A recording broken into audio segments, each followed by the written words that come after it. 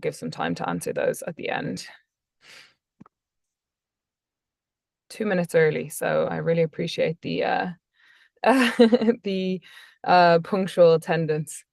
I would expect nothing less from people interested in an accountancy webinar.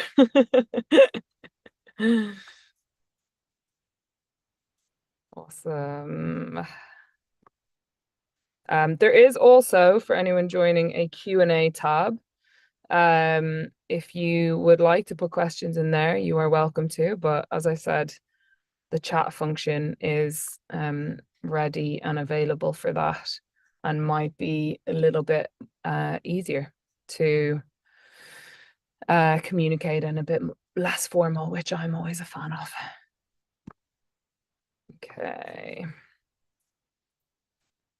I don't want to kick off too early, and I think we still have some people coming in. Awesome. Very exciting.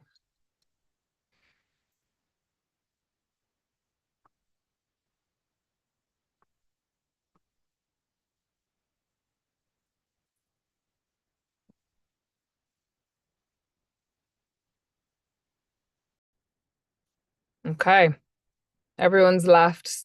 All the organizers have left. It's just us, so I think things are getting serious now. I'm going to give it like 30 to 60 more seconds, and then we will kick off, just to make sure that people who are joining have time to join and settle, and make sure they have a coffee or their lunch ready to enjoy while we discuss some very exciting stuff today.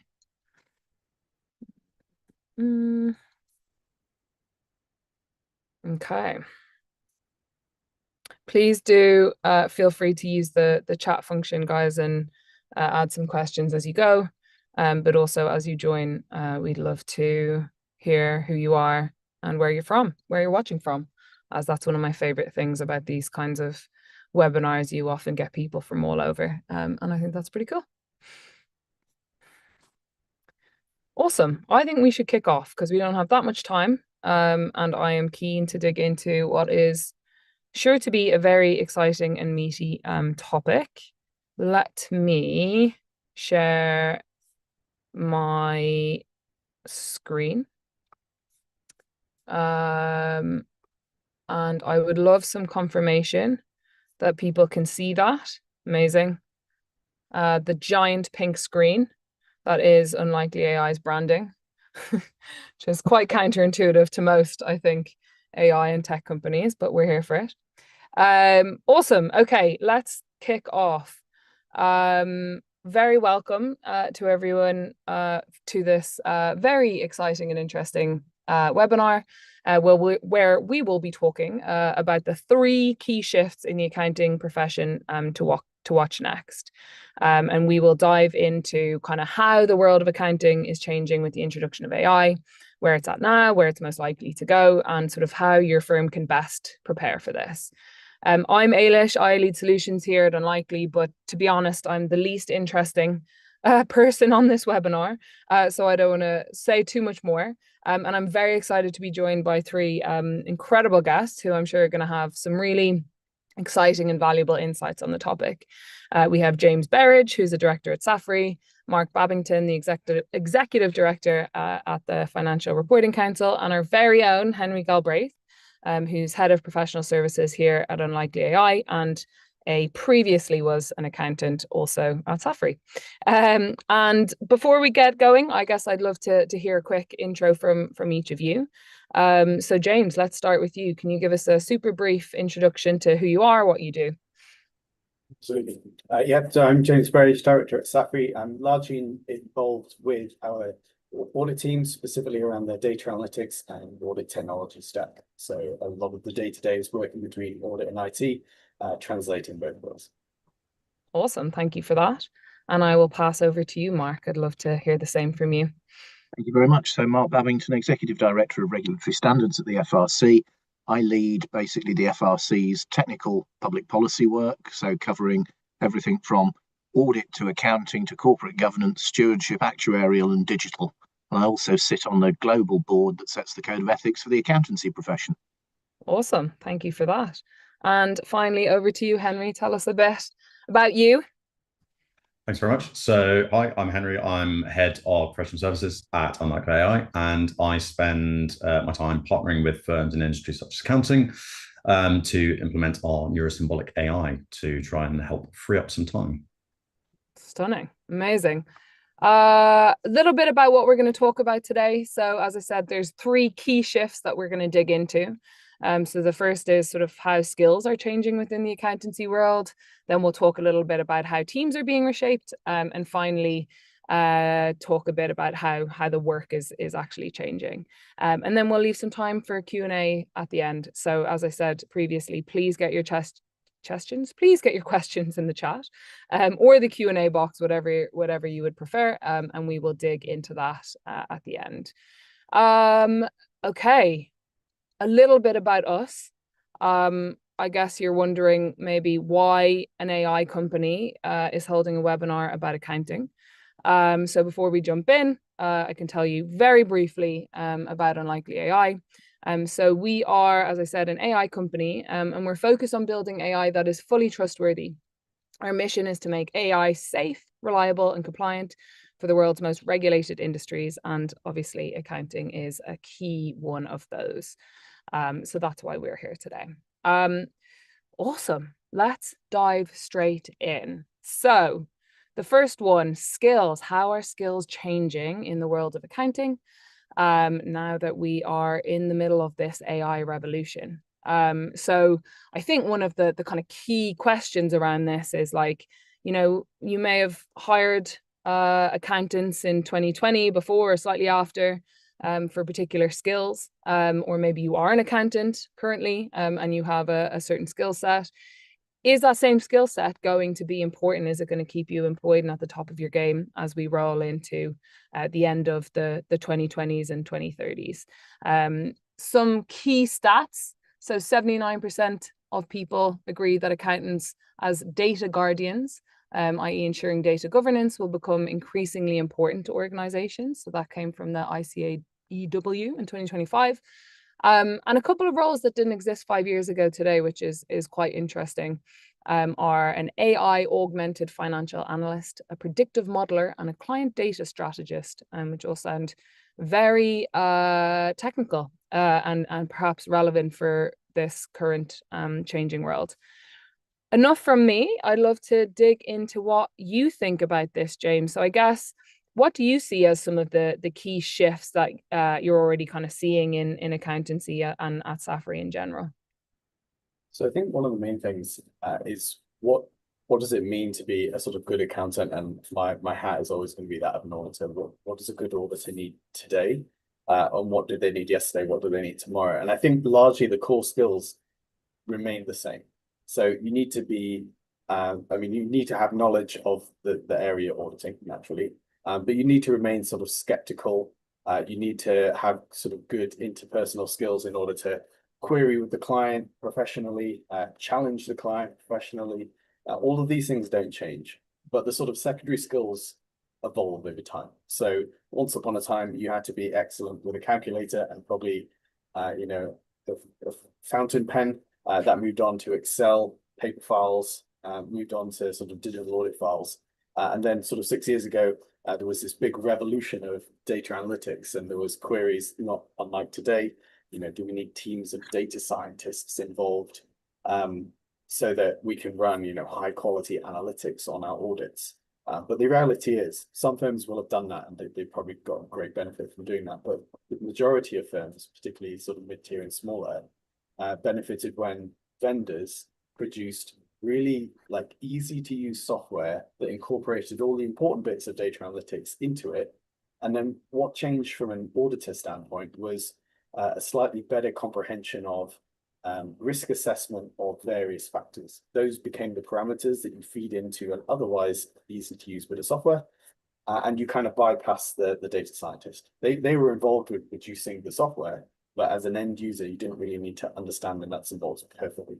Someone at the firm needs to understand it, because otherwise Mark and his colleagues will take exception that you're just throwing stuff into a black box but not everyone needs to understand it. And I think in this sort of role, in this time where AI is starting to actually, it's very much here already, isn't it?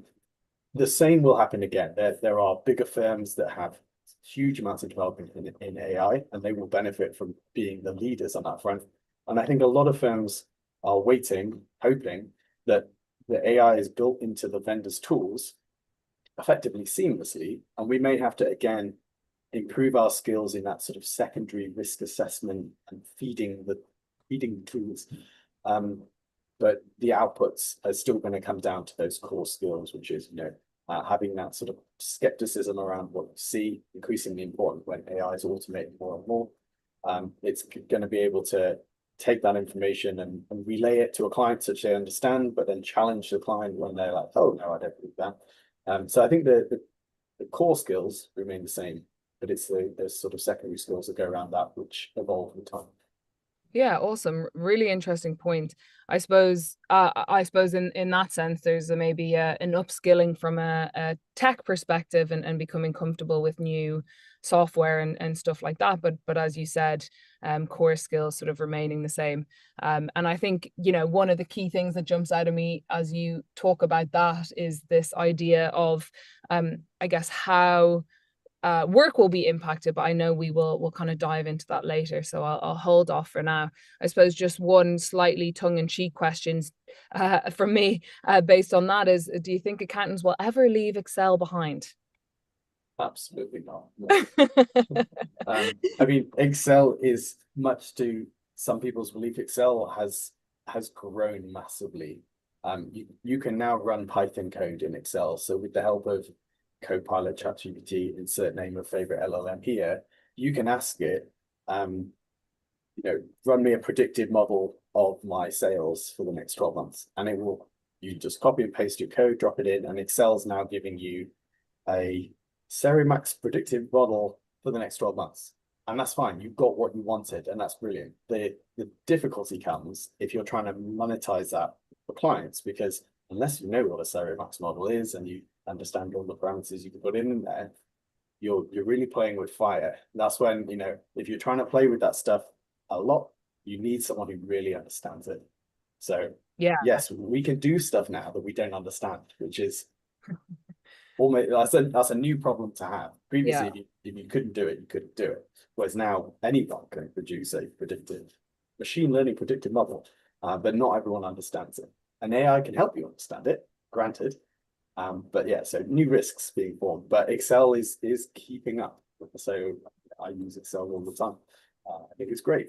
It has its limitations, and it's about being aware of those and moving off when you look at those problems.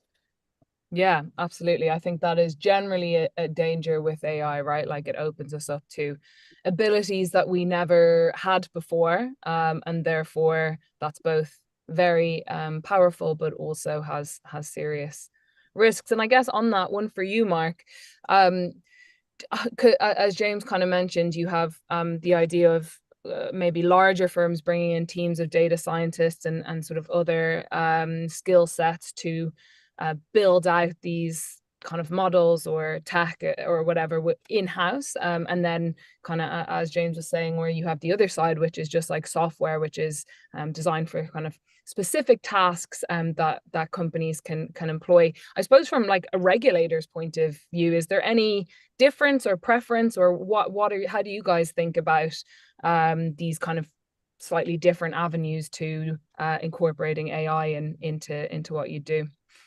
Well, the fundamental reason as to why you'd engage an accountant or auditor is because you want to tap into their professional judgment. They give you a perspective and an understanding that is helpful to you and to your business for lots of different purposes. But this is about how you can refine those judgments and make them better and make them more reliable, because this is something that gives you the power to be able to analyze and assess and evaluate a much greater population of data and information than you've ever been able to before. So in a sense, it's the difference between you reading a book and having a perspective and you being able to digest the entire library of books and being, much more informed as a result of it. So that's one of the things. It's actually helping the accountant make better judgments on the back of a better risk assessment or better information. But the other thing that's really critical in this is that, you can't treat data, you can't treat AI, you can't treat technology just as a black box that you don't understand, because ultimately you're still accountable for it. So therefore, you need to have enough understanding to be able to explain how your process has worked, what your AI has done in terms of the analysis that it's done, or the model that you've used it to build, or whatever else. And you've still got to be able to show that your judgment is based on, proper, robust evidence and information.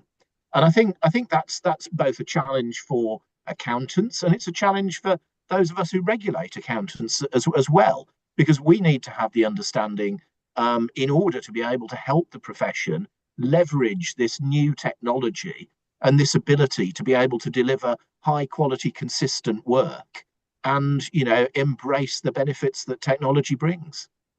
Yeah, absolutely. And I mean, that brings me to kind of another question is like, how are you approaching that challenge as a regulator in terms of like encouraging innovation and getting the benefits, as you said, of the knowledge and access to that knowledge, but without kind of, I suppose, potentially weakening public trust or weakening kind of, the idea of the robustness and sort of reliability of accountancy work?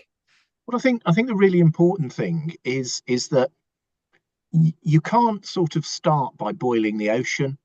And actually, we've gone through a process where we started to develop the first pieces of a pipeline of guidance that's there to support accountants and auditors. And we're thinking very carefully about what pieces do we pick off first, So one of the first things that we've done is actually looking at the different use cases that accountants and auditors will go through to determine how to bring this technology into their work. And I think rather than, taking everything at once, it's saying, well, what are the things that will be most helpful to me in improving the quality and robustness of my work, and also being able to give me a greater certainty and a greater understanding of some of the things that I'm looking at. So I think at this stage, taking it in bite-sized chunks is really important, because I think if you try and do everything at once, you will take the fast learners with you, but you won't necessarily bring everyone along. And one of the benefits about the use of AI in this profession is the ability to move the profession as a whole forwards. And I say that as someone who's still hanging on to his fountain pen, James.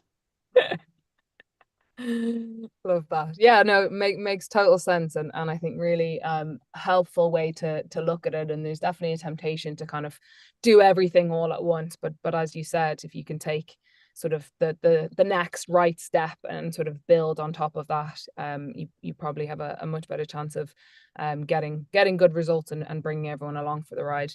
I suppose before we move to the next shift, I'd love to dig into to your thoughts, Henry, because as someone who started accountancy kind of at a similar-ish time, only kind of briefly before the release of Gen AI, I guess I'd love to know, how that impacted how you and your peers sort of started to think about your career and the skills you were picking up and learning, and yeah, the general experience of that. Yeah, sure. So I started my career. It was a few years before Gen AI really became mainstream. So to start off with, I didn't really have that much knowledge around it beyond sort of what I read in the news. But through exposure and using it a bit more in my personal and professional life, I started to see the potential that it had. But was still very much aware around sort of the issues of hallucination with AI, and that it couldn't fully be trusted. So I was always sort of moderately skeptical.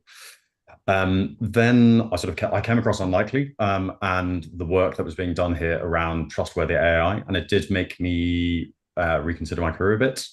and where I thought the profession was heading as a whole. And I really wanted to be part of the drive to help free up like accountants' time, so they sort of focus on more interesting and value-adding areas of work, rather than sort of the sort of more mundane rote, potentially sort of ticking and bashing of invoices, that sort of thing. And from talking to sort of a number of colleagues and people in industry at industry events, there does seem to be this appetite to really get involved and upskill in AI. So that's both within practice and within industry. And I've heard from people about this, them adopting it sort of wholeheartedly.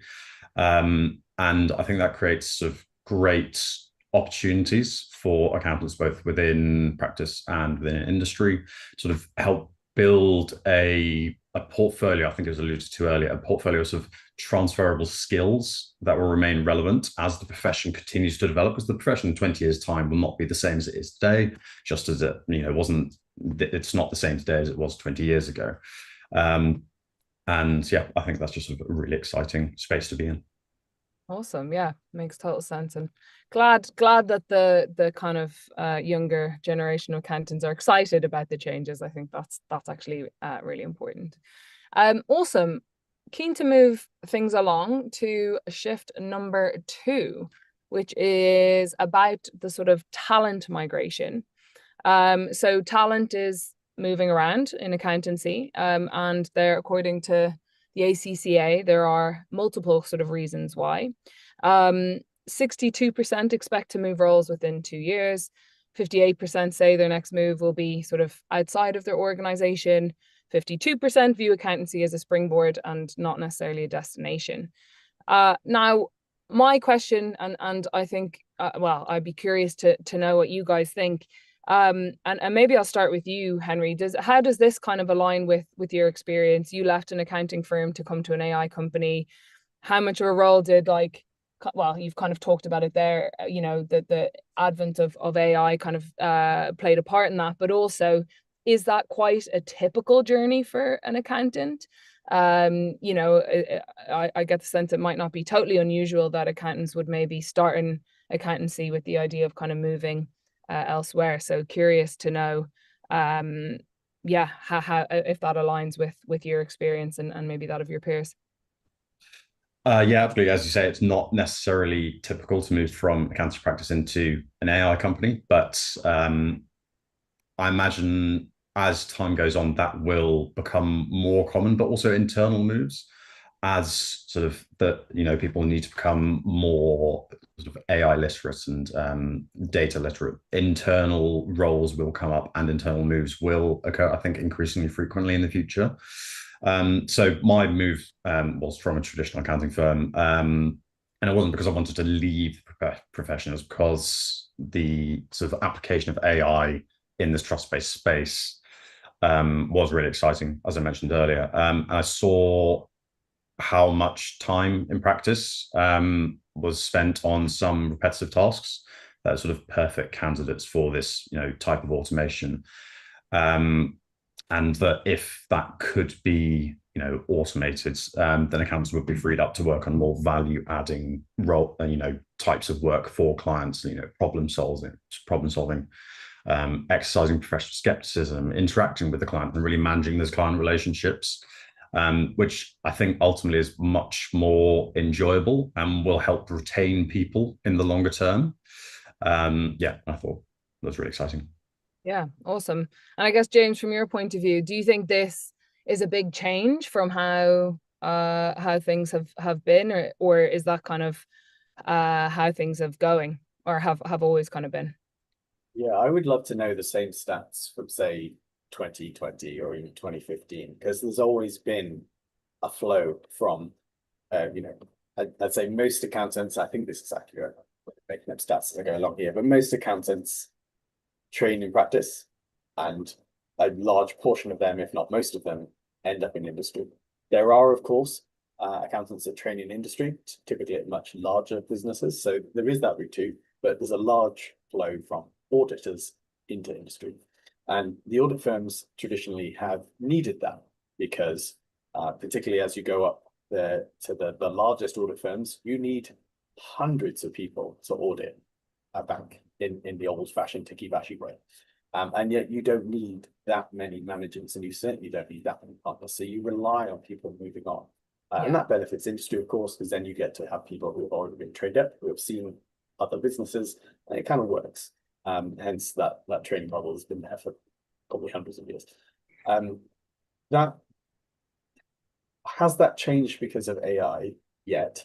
I don't know. The media would have you believe that certainly in the States, they have a real issue with like people leaving the accountancy profession as a whole. At least that's what the media tells me. And I think that's not just moving from practice into industry. I think that's just like leaving, like outright leaving.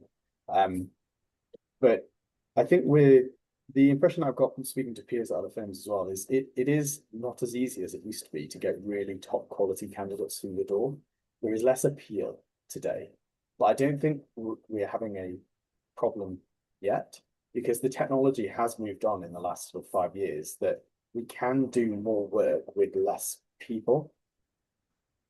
For every person with the tools they have, they can get through more. We're certainly not replacing people with technology. The technology is not that good yet. And I say yet provocatively. Of course, I'm sure it will get an awful lot better, but in the sort of near term, we're enabling a single person to do lots more, but they're still the orchestrator of what's happening. So I do think it's a shame if people are put off from going into accountancy, and there have been media reports of prominent people saying, "Oh yeah, I wouldn't do accountancy because it's tech." It's like, that's not helping anyone. Because no one has been replaced by tech yet, apart from potentially bookkeepers years ago. But yeah, like taking an audit example, the tech is helping us do what we need to do with less people. And as the FRC layer on more and more requirements of an audit, the tech is growing such that we can just about manage that with similar sized teams, with maybe budgets have to be increased, because the tech isn't cheap either. Sometimes I think there's an expectation that if you automate an auditor's work, you can do it for less money. But the time you've saved the auditor, you're still paying their salary. They're doing some other work potentially, but you're just making up for that by paying for a technology.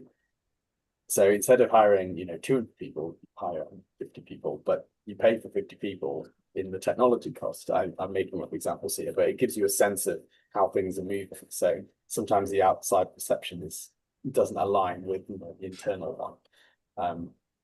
I'd love to know what these stats were 10 years ago. I suspect I hope it's not too much.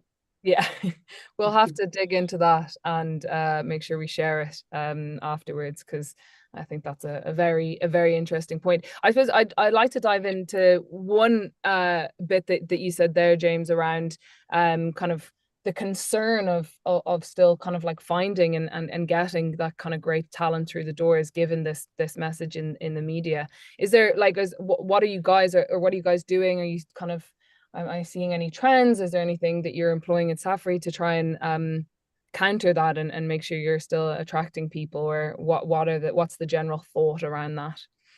I think a lot of the issue in terms of attracting the top talent into the accounting space is perception that it is ticky-bashy, as Henry put it.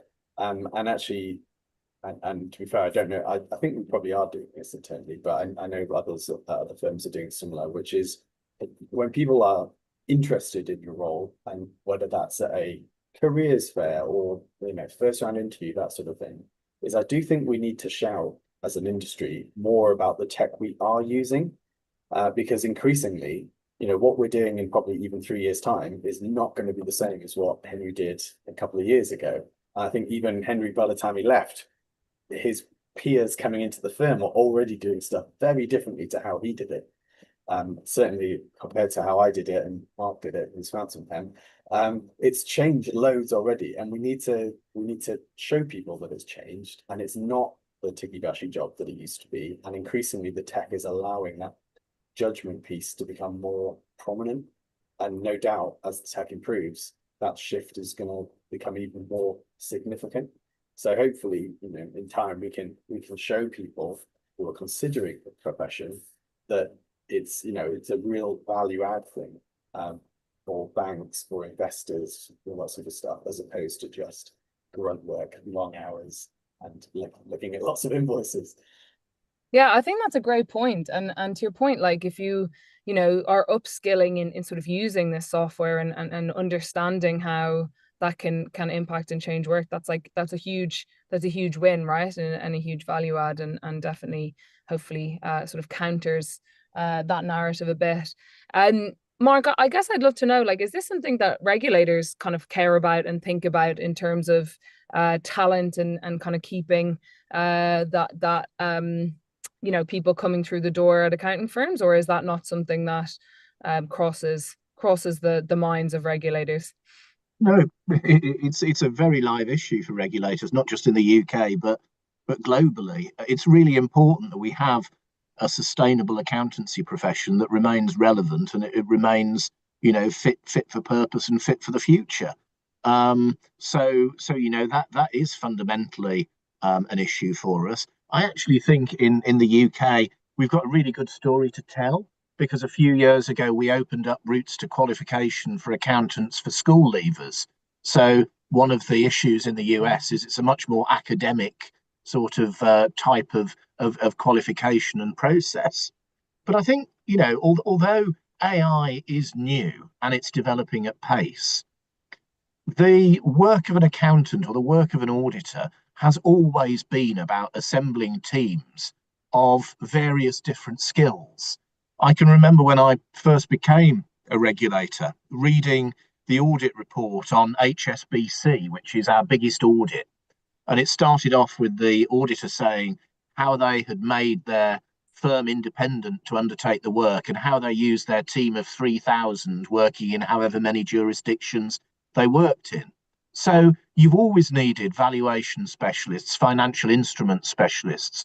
You work in engineering audits or oil and gas or nuclear, you're going to need engineers and different skills. And, you know, AI is adding to the skills base of an audit team to make it relevant and fit for purpose now. So it's not the case of it's you know, certain things become less relevant and certain things more. It's the fact that you are bringing additional skills into your teams that are critical enablers to allow them to do high quality work. And I do hear that one of the things that younger people coming into the profession are attracted by is variety.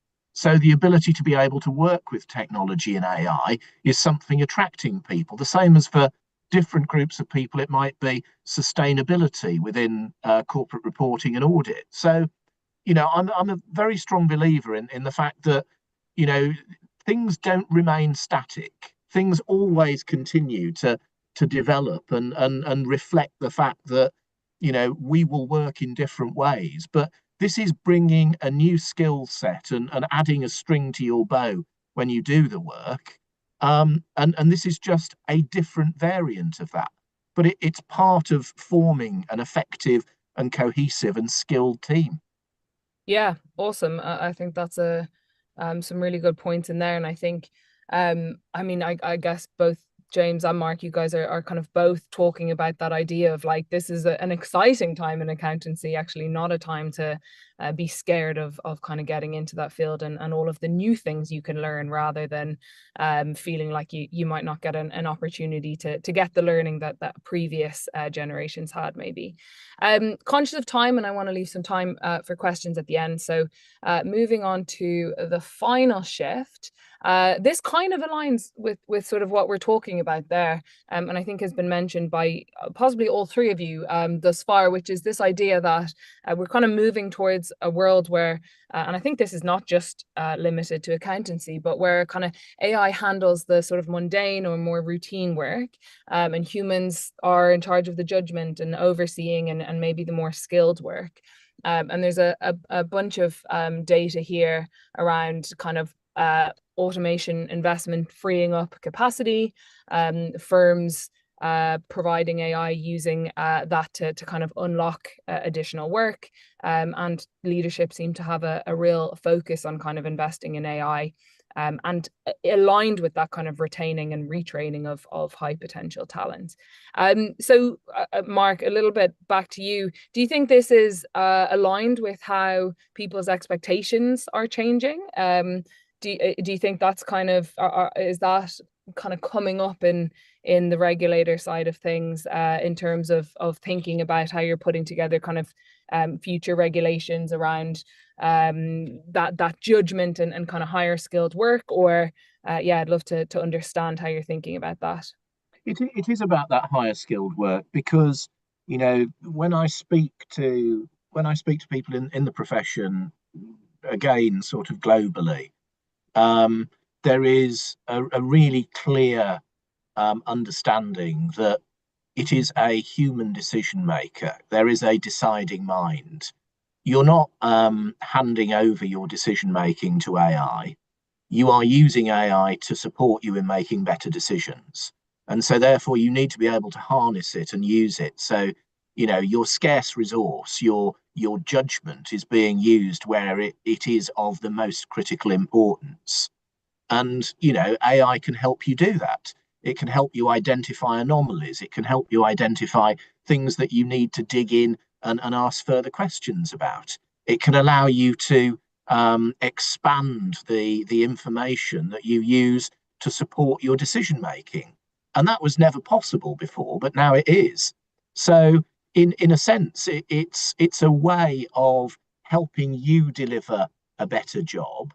And it's a way of, dealing with routine but necessary stuff that is part of the work that all of us will have done at some stage in our careers, and focusing on some of the things that are the most challenging and, as a result, the most rewarding. Yeah, definitely. Really, really interesting points. And James, I guess I'd love to know, with all of this in mind, everything we've discussed, kind of how would you view what good looks like in terms of sort of balancing that use of AI with kind of more human judgment and in the skilled work side of things? Like, what would you be, reaching for as that kind of gold standard? Yeah, so there's a lot of talk in the industry about keeping humans in the loop as a sort of, I guess, as a sort of risk mitigation factor. But I think there's two prongs to this one. Human in the loop is definitely the most popular, but I did read a sort of blog post by a sort of big vendor in the auto space just a few days ago, which was actually sort of targeting / promoting perhaps AI in the loop would be better. So I was trying to think about what a good analogy for that might be. So a bit of AI that's existed in the accounting space for a while now, through various vendors, is the ability to effectively have AI. So this is kind of non-generative. So it's the machine vision and machine learning to read an invoice, work out where it should be posted to, and post it. And when it is happy that it knows what it's doing, it will just get on and do that without any human interaction. And if it's slightly unsure, going back to the human in the loop, it will check. I'm not sure what to do with this one. Maybe it looks different for the last one. I'm going to double check. So in that kind of really narrow scope, human in the loop sounds like a perfectly reasonable level of interaction because it's quite sort of deterministic and workflowy. I think when you start to broaden it to like an audit, and I think Mark was sort of touching on this point, albeit using different words and in a slightly different context, I think what we need to do is we very much have that human professional judgment front and center, and you risk assess based on the information that AI has potentially prepared for you, not making conclusions on it, but it prepares information for you, use that, risk assess, and then you decide as the human, I think the best thing to do is test X, Y, Z in these ways. And then with the AI in the loop, as I've interpreted it, is you then don't necessarily do that work, you send your AI to go and do it. But each one of those things is in itself a narrow scope. And maybe when the systems get better, maybe they can be relatively autonomous. And again, much like the invoice posting is today, it goes, actually, I've done most of this. This one I wasn't sure about. So again, it's human in the loop in that narrow context, but in the broad context, it's kind of AI in the loop. So it's like, who is the orchestrator? So I know a lot of firms are talking, agentic AI is the ultimate buzzword right now. And agentic AI can talk to other AIs, do all the orchestration. So, well, that's fine. But above that, hopefully in an audit context, you've got the human orchestrating a bunch of agentic AIs, which themselves have a team of 1,000 little AI agents running around doing what we need. But to Mark's point, we need that. It's that professional judgment, whether that's at a relatively junior level in the human team up to your audit RI at the top. That's what the end client is paying for. That's what you're trying to interact with. And if the AI is helping them get there faster, cheaper, higher quality, whatever it is, great. The second AI is starting to do it for you and checking back, it introduces loads of possible risk. I won't get into that. That's a whole other conversation. But yeah, the human orchestrator is, I think, where it needs to end up.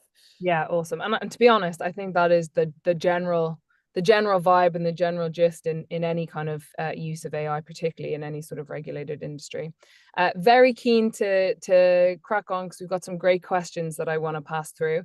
Before I do that, I have been instructed to say a little bit about UnlikelyAI's Uncheck product for disclosure checklist. So I will keep it brief. But ultimately, we have a product that automates the disclosure checklist process using neurosymbolic AI technology. And it generates answers kind of in seconds that are fully accurate, always consistent, and that have a full explanation record, traced back to the regulations for every answer given. Very human in the loop relevant to your point, James. We keep humans in the loop at every stage. But allows accountants to kind of complete checklists in minutes rather than hours and days, and shift the bulk of that disclosure work to kind of reviewing rather than the ticky box or whatever Henry said. I can't remember. So yeah, if anyone is interested in finding out more, please feel free to reach out. And then finally, we have another webinar coming up on the 16th of December with two of the smartest people I know, Callum and Matt at UnlikelyAI, talking about explainable AI in practice. So I think that will be a brilliant webinar, and I think you'll get an email if you've attended about how to sign up for that. Moving on to questions. I have a brilliant one here from Gareth Taylor. He says, how do you ensure AI adoption doesn't de-skill junior staff who traditionally learn finance through manual activities? These staff would historically be your succession pipeline for future roles. I'd love to pass that one to you, James, if you have thoughts on it. Yes, there is definitely a risk that if AI does the work, which is, I guess, the final question. However, we introduced Excel, we've introduced calculators a long time ago, and yet the maths we're doing in universities now, admittedly with AI help probably as well, is way more complicated than it was before the introduction of tools that help you do the job. So as long as we're teaching in the right way and allowing teams, individuals enough time to learn what they need to learn, I don't see it as being an issue. I don't think, take for example, I use Copilot quite a lot to help write M-code Power Query or VBA for Excel macros. I had a base knowledge of those things anyway, but I'm able to get to my endpoint faster. And sometimes it'll write something I don't understand. And I can ask the AI, what did you do here and why? And it will give me this beautiful explanation in a couple of seconds, which I can understand, and I've now learned something. Only because I've gone and asked it to explain it. I could have just copied and pasted that code, check it actually gave me about the right result I was expecting, and ignored it. And so it kind of comes back on the individual then. AI can make you work faster, fine. AI is not going to make you remember and learn. You kind of need to do that yourself. And I think when AI is pervasive enough, we might have to change how we train people. There's a certain amount of muscle memory involved with doing T accounts, doing invoice checking, and you do it for so long, it's ingrained in your DNA why you're doing it. And what that means for the wider audit. If you do that in a couple of seconds and you only see 3 invoices which are problem items, you're not going to get the muscle memory from it, but you still need to ultimately get to the position that you can review the output of an AI or a human that did that work. Going back to the point I made in one of the earlier bits is anyone now can produce predictive modeling in Excel, but unless you can understand it, you can't check it. So to Mark's point, when you're paying for someone's professional advice in this area, if you don't understand it, you shouldn't be giving that advice. So I think it goes back to the ethical standards. Do you have the confidence to do it? So yes, it may be that we have to change in the future how people learn, but they ultimately have to know what they know today anyway, because otherwise they shouldn't be in a position where they're reviewing outputs of more junior staff or AI. Yeah, awesome. I think there's a lot of opportunity for additional and better training perhaps there. And I think this is the same in kind of education and lots of other spaces. It's just about a bit of a mindset shift. We've had a question here about, Nikolai Thompson says, question that they get most from senior leaders. Where do I start? Henry, I'm curious what you would say to that. For an accountancy firm, obviously you've been there and now you're working in AI. Like what advice would you give to senior leaders about where they should start incorporating AI? Well, first of all, before even incorporating AI, I think it is important just to, even play about with it in your personal life. If you've had absolutely zero exposure to AI at all, I think it's actually really important to just, have a play about with it, ask ChatGPT a couple of questions, see if it can redraft a document for you. I think that would be a really good way of sort of, just illustrating AI's capability. And then in terms of implementing it professionally, having a look and understanding sort of first of all, where are the pain points within your practice? What areas sort of are taking up a significant amount of time? What areas are repetitive? Because those are sort of the low-hanging fruit areas that could really be focused in on, and AI could, automate relatively effectively. Yeah, awesome. Definitely some good tips there. And just conscious of time here, so I have one last question, and I'm going to put that out to you, Mark, because it's very regulator specific. And this question is, what are regulators watching most as AI gets adopted so widely?